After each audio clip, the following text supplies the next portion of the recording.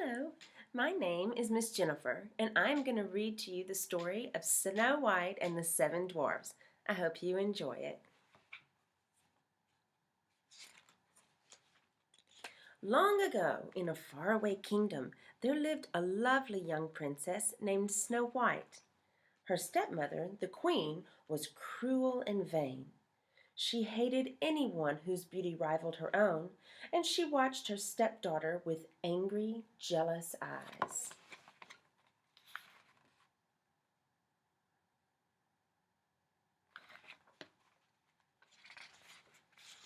The queen had magic powers and owned a wondrous mirror that spoke. Every day she stood before it and asked, "Magic mirror on the wall, who's the fairest one of all?" And every day the mirror answered, "You are the fairest of all, O queen, the fairest our eyes have ever seen."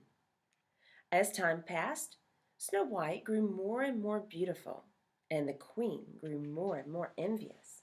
So she forced the princess to dress in rags and work in the kitchen from dusk till dawn.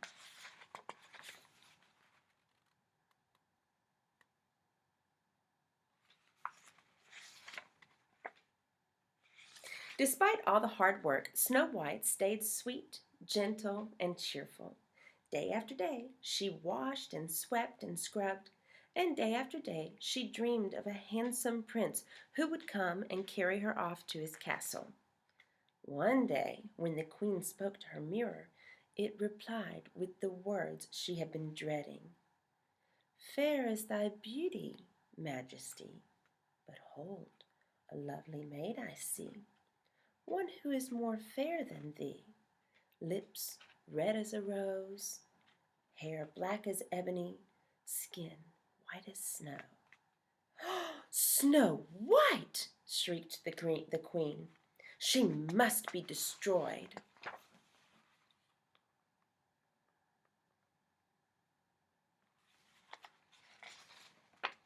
The queen sent for her huntsman. "Take Snow White deep into the forest," she said, "and there, my faithful one, kill her."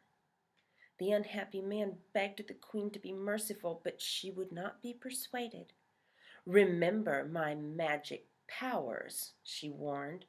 "Obey me, or you and your family will suffer." The next day Snow White, never suspecting that she was in danger, went off with the huntsman. When they were deep in the woods, the huntsman drew his knife. Then suddenly he fell to his knees. "I can't kill you," he sobbed. "Forgive me, sweet princess. It was the queen who ordered this wicked deed."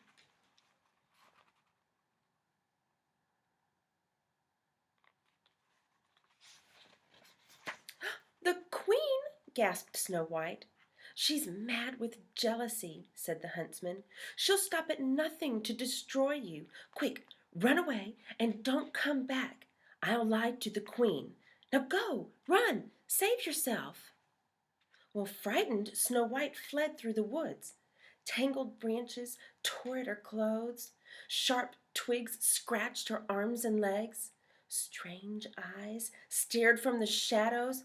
Danger lurked everywhere. Snow White ran on and on.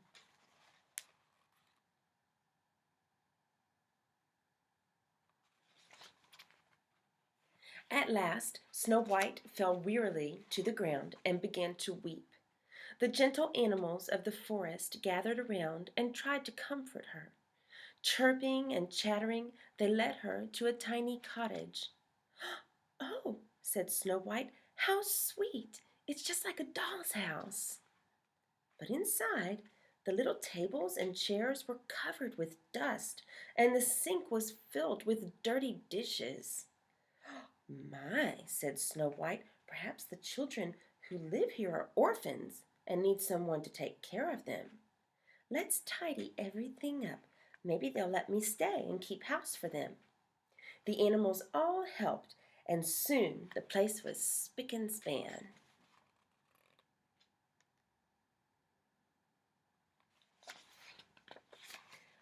Meanwhile, The 7 dwarves who lived in the cottage were starting home from the mine where they worked, and on their way they sang, hi ho, it's home from work we go. The dwarves were amazed to find their house so neat and clean.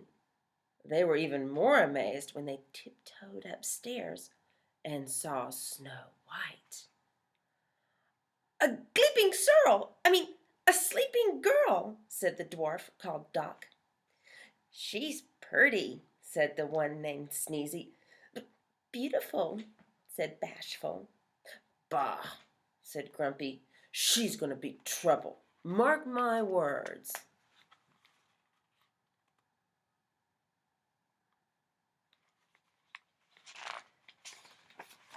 Snow White woke up with a start. "Why, you're not children," she said when she saw the dwarves. "You're little men." The dwarves gathered around her. "I read your names on the bed," said Snow White. "Let me guess who you are. You must be Doc, and you must be Bashful.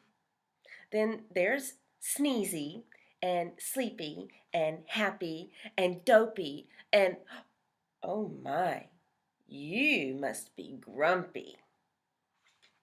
When Snow White told the dwarves of the queen's plan to kill her, they decided that she should stay with them. "We're asking for trouble," said Grumpy. "But we can't let her be caught by that wicked queen," said Doc. The others all agreed.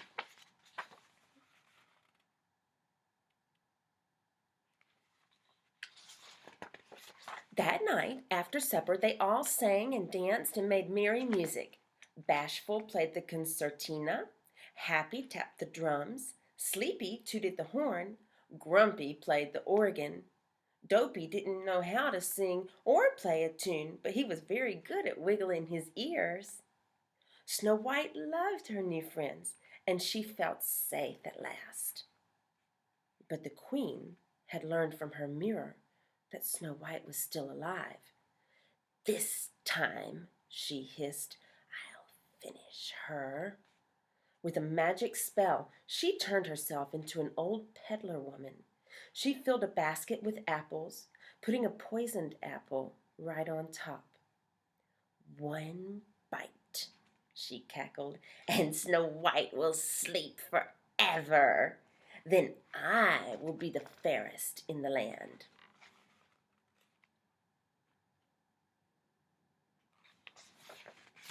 Next morning, before they left for the mine, the dwarfs warned Snow White to be on her guard. "Beware of strangers," said Doc. "Right," said Grumpy. "Don't let nobody or know nothing in the house." "Oh, Grumpy," said Snow White, "you do care." "I'll be careful, I promise." She kissed him and the others goodbye, and the dwarfs went cheerfully off to work. A few minutes later, the queen came to the kitchen window. "Baking pies, dearie?" she asked. "It's apple pies the men love. Here, taste one of these."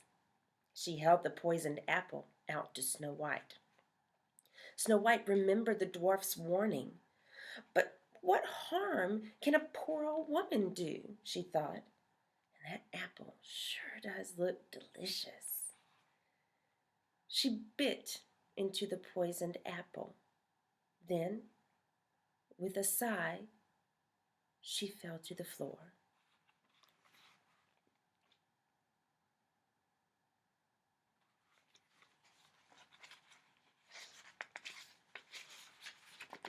Told by the birds and animals that something was wrong, the dwarfs raced back to the cottage. They saw the queen sneaking off, and they ran after her. As storm clouds gathered and rain began to fall, the dwarfs chased the queen up a high, rocky mountain. Up, up, up they went to the very top. Crack! There was a flash of lightning, and the evil queen fell to her doom below. But it was too late for Snow White. She was so beautiful, even in death, that the dwarfs could not bear to part with her. They built her a coffin of glass and gold, and day and night they kept watch over their beloved princess.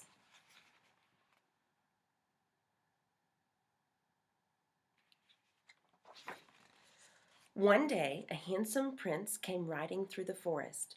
As soon as he saw Snow White, he fell in love with her. Kneeling beside her coffin, he kissed her. Well, Snow White sat up. She blinked her eyes. The prince's kiss had broken the evil spell. As the dwarfs danced with joy, the prince carried Snow White off to his castle, where they lived happily ever after.